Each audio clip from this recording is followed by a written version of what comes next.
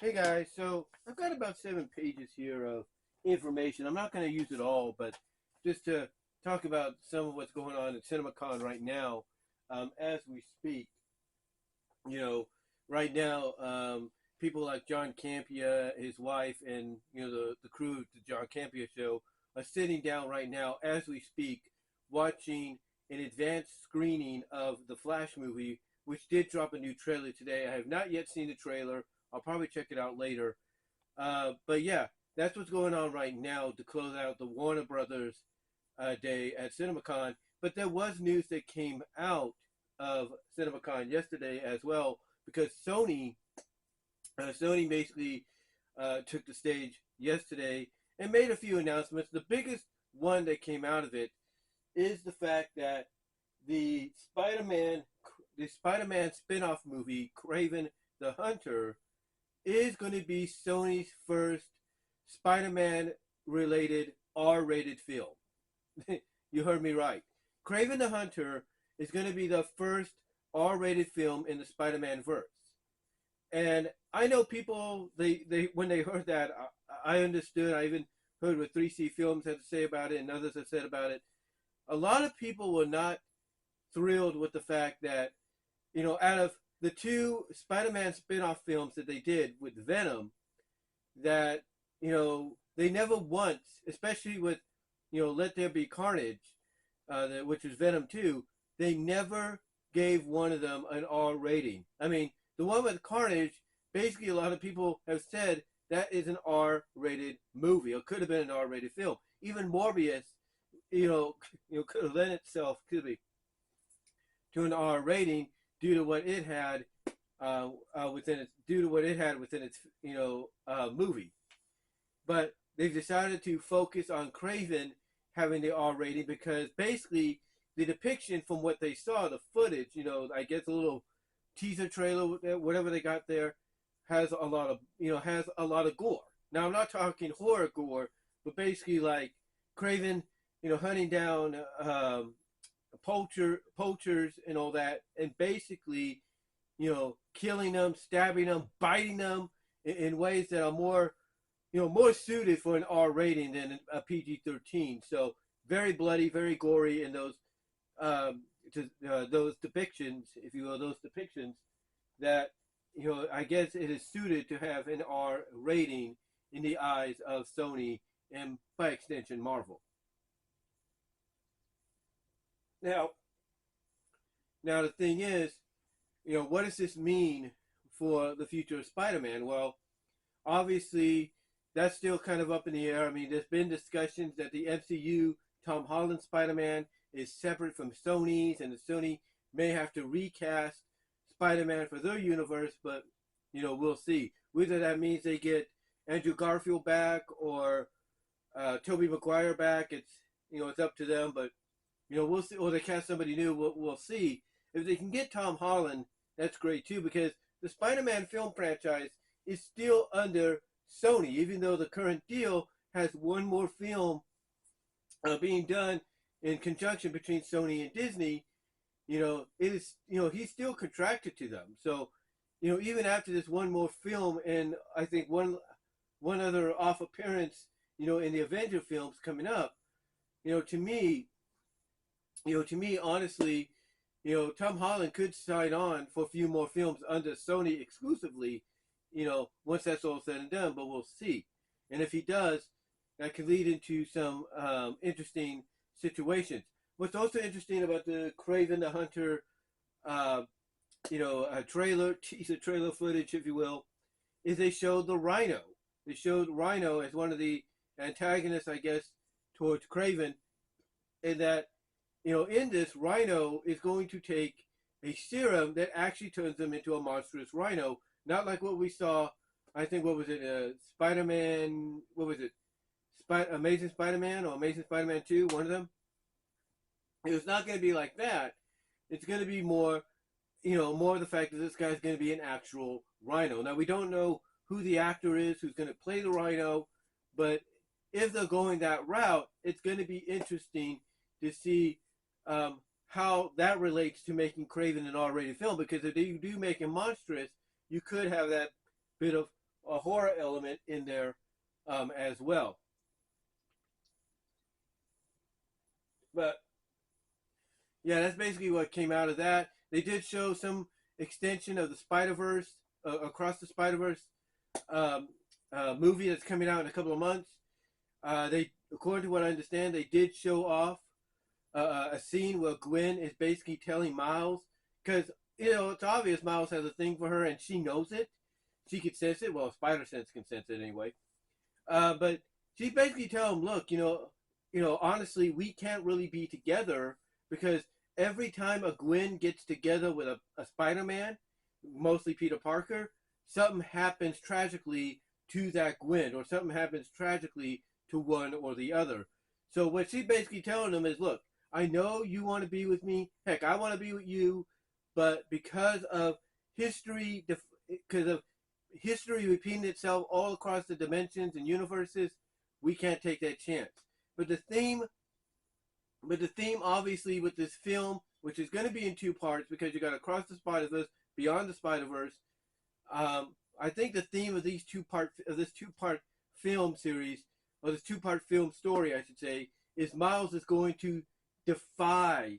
He's going to defy, all of that, all that logic, or all that, hearsay, naysay, if you will, and be like, no, what's happened in those universes stays in those universes. We're going to do something different. I'm going to do something different. I'm going to do something that changes it. So it definitely sounds like it's going to be a very emotional, action-packed, very intriguing, investigating film that we're going to get with Across the Spider-Verse that will lead into Beyond the Spider-Verse. But yeah, those are the two big highlights coming out of Sony yesterday. But today, like I said, Warner Brothers is wrapping theirs up by showing The Flash in advanced screening to a lot of people that are there. But what they did talk about basically at CinemaCon today, well, first of all, they had the two executives come out to Barbie Girl, Aqua's Barbie Girl song, in wearing pink tuxedos, or pink suits, I should say. And then they showed a sizzle reel of a lot of movies that are that we know of, along with some that we didn't know were in the works as well.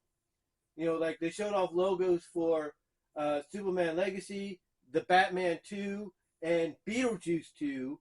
They showed us those logos. They showed off things for The Conjuring Last Rites, if you're into that, as well as Wonka. They showed the logo for that, I think. And a bunch of other stuff as well. They showed off the logo for another Final Destination film. So that was pretty cool. Or if you're into that. But yeah, they just, they showed off a sizzle reel of what we know that they're currently working on, along with a few surprises like the ones I've mentioned. They did have David Zaslav come on, and basically David Zaslav made it, his primary. I'll put it this way: he made it his primary statement when he came on stage, from what my understanding, to basically let people know that they are not going to be doing movies for streaming anymore. That instead, the movies they make will be for theatrical release. So a movie that might have been planned for streaming, if they still want to bring it out, they're going to say, no, we're not doing streaming with that. We're going to put more emphasis on it. We may have to delay it, but the intention is to put it in the theaters. You kind of look at Blue Beetle, for example. You could tell they probably put a little bit more emphasis into it. Probably going to put more emphasis into it as well, effect-wise and all that, because it's heading for theaters. It was originally meant to be, a streaming movie for Max, HBO Max, if you will. But now it's going to head to theaters. But yeah, he wanted to make sure that people knew the intention in the long run is that all the movies they're making from here on in are for theatrical release only. So I guess that's a good thing for them, because you want to basically get as much publicity for your films than I think than a streaming would do. Now, again, they did talk about a lot of films. They did have people come on stage. Like for Barbie, they had the cast come up stage, show a bit more of an extension of the film, give more plot emphasis on it. as well as the fact that we now know why Barbie is going to head into the real world and everything, and that Will Ferrell, who's going to be in the film, is playing the Mattel CEO, who is surprised by this, and I don't know if he's going to try to stop it or something, because that I don't know if the plot is, hey, Barbie can't be in this world, it'll cause a conflict or something. I don't know, but it's going to be it'll be interesting to see what they do. Now they did close out. Now I'm surprised 3C Films didn't talk about this, but they did close out the panel before they decided to show the Flash. They did close it out with Oprah Winfrey coming out and talking about the color purple, which is going to be a musical this time around. It'll be a musical as well, this time around. We have to remember that she starred in the original 1985 movie, theatrical film, and she basically came on stage saying that The Color Purple was her first real big acting job and everything, and now she's here producing the film, and that they have the best director in Blitz Boswell, if you will, to take the helm. Who basically came up with the idea to do the film the way it's going to be done, which apparently it's going to be done as a musical. So yeah, they talked about Color Purple. They showed footage from it. Apparently, they showed footage from that. That's pretty good. Again, like I said, they mentioned Barbie, and then they showed the trailer for Barbie Plays with a great fun tone, and everything. Where they basically bring her and Ken into the real world to find out that, hey, our world is not as perfect as hers. They showed Wonka. Which is a prequel to Willy Wonka and everything. And it's going to have him going up against the chocolate cartel. It's going to have Hugh Grant, CGI, kind of Polar Express-wise, if you will, on the face of an Oompa Loompa. So that's going to be interesting. They showed the footage and trailers for the Meg 2, that is, which is going to basically have the Meg eating a T-Rex. That was interesting. What else did they have here? So they had they showed footage for all the DC films. They had James Gunn and Peter Safran, the heads of DC, come out, talk about the films that are upcoming and how they will lead into the DC start in 2024 of projects they have and everything. Let's see. I'm trying to find if there's anything else they had here. They talked about the Nun 2. And all that. And that's as well as they talked about the Flash and showed the new trailer, which is online now, of the Flash and all that. So they did all of that. So that's pretty cool. That they did all that. But it really sounds interesting. It sounds really interesting what they presented at Warner Brothers today at their CinemaCon presentation, and what Sony did yesterday. Sounds like both studios are hyped up, getting themselves ready for the new year and the new year and the summer as well as later this year to close out 2023. But let me know what your guys' thoughts are on some of this information from both Warner Brothers and Sony. What are you looking forward to the most out of all of them? And until next time, guys, I will talk to you later. I'll provide a link to some more information down below.